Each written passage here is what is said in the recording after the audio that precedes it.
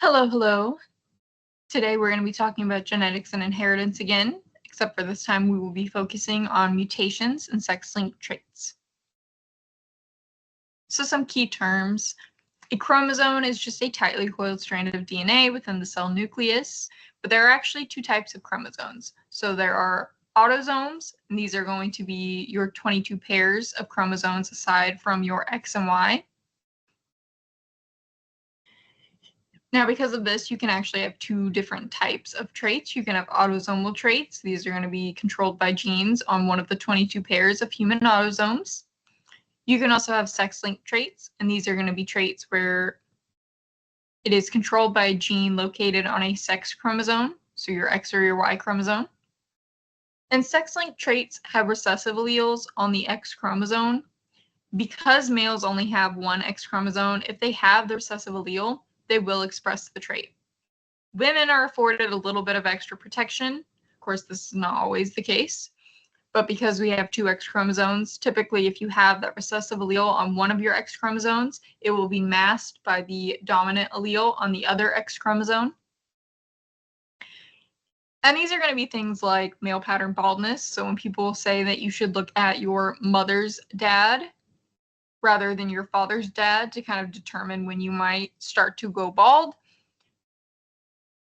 it is because it is a sex-linked trait. Now, there are other forms of baldness, so this is not always true. But for natural occurring baldness, this is typically the case.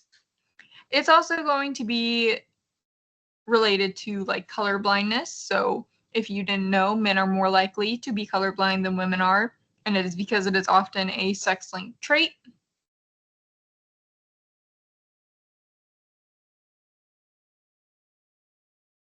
Now, we've talked about natural selection as a mechanism or a force of evolution, and we've talked a little bit about mutations. We're going to go into more detail on them today. So a mutation is a change in the genetic code that creates entirely new genetic material.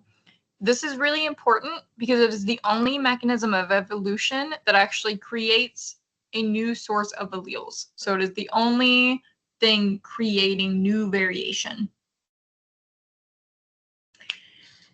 Now, we talked about how mutations can be negative, positive, or neutral. Now we're going to talk a little bit more about how they are actually caused or created. So they can be spontaneous mutations, and these are going to be mutations that result from natural DNA copying mistakes made during cell division. And these can't really be predicted or prevented.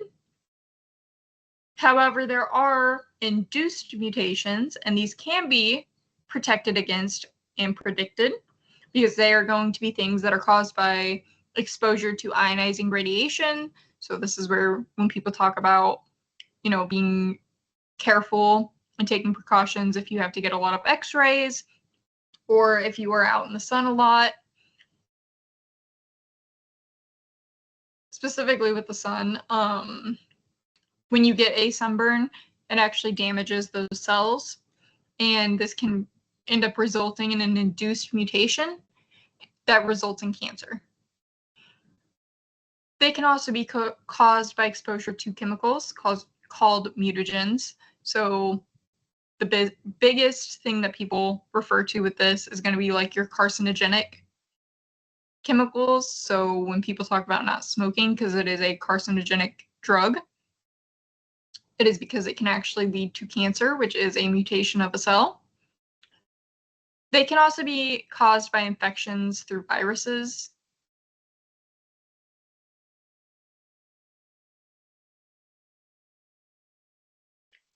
Now here at the top, you can see a point mutation where thymine is being replaced by cytosine. And as a result of this change, valine is going to be produced instead of isoleucine, which actually changes the protein that it's going to code for. Now, cytosine, guanine, adenine, and thymine are base pairs, so they follow a specific pattern and they attach to each other in a specific way. Sometimes these point mutations actually result in the production of the very same amino acid, so nothing is actually negatively being replaced, and the same protein is going to be coded for. These really have no impact on the organism's phenotype, and these are called synonymous point mutations. However, in the example that we see here, where the amino acid is being replaced by a different amino acid, this is a non-synonymous point mutation, and this change in the amino acid sequence has a very dramatic effect on the actual protein being produced and what it does for the organism.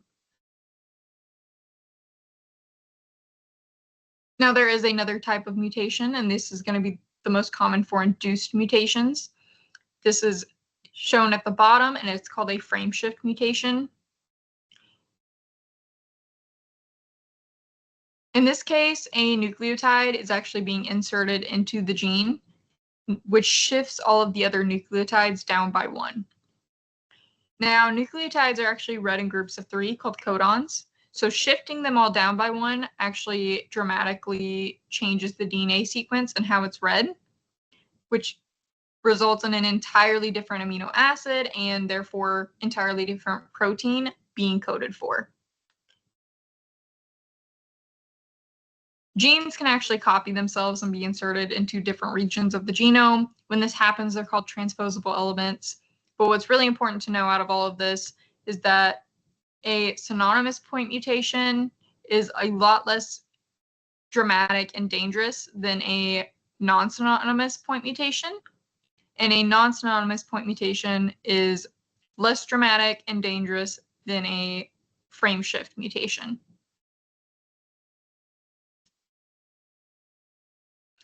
Now, another form of mutation actually takes the form of chromosomal duplications. And aside from like cancer-causing induced mutations, these are probably going to be what most people are more familiar with.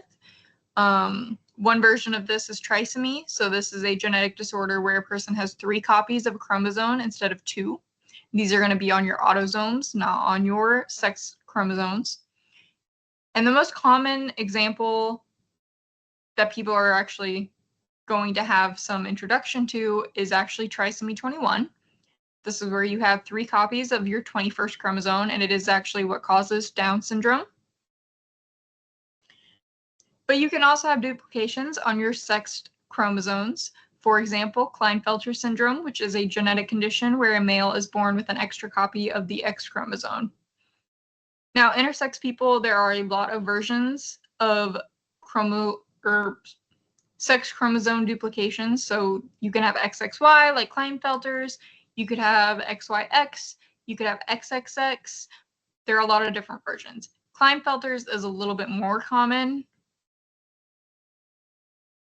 and we know a little bit more about it. Now, we talked last week about positive, negative, and neutral mutations.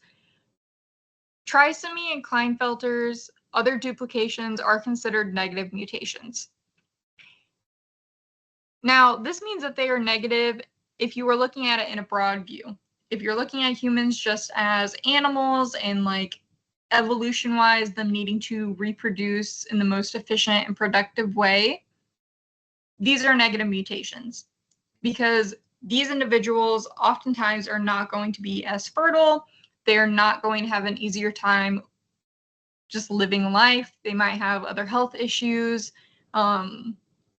sexual preference issues, and as a result, they are not going to be having offspring or as many offspring as a quote-unquote normal individual without these mutations would have. However, that does not mean that they are inherently bad.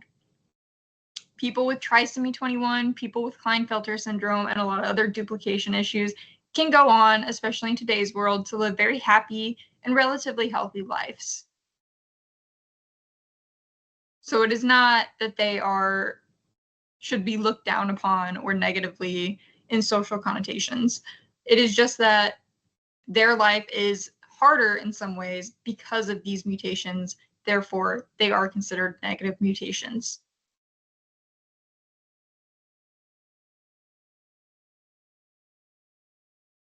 Now you guys should watch this YouTube video.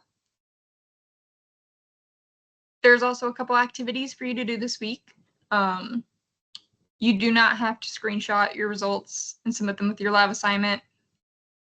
Do the color blindness test. Don't do it. It doesn't really matter to me because it's not graded. However, I do recommend that you do the chromosome activity. It's pretty interesting. You actually get to kind of experience what it's like to be a genetic scientist and pair up chromosomes. And whenever you get done with each case, it will actually give you a review of it that explains the individual and the limitations that their life has as a result of the genetic disorder. You can also ignore all these due dates. I have not updated them from last semester.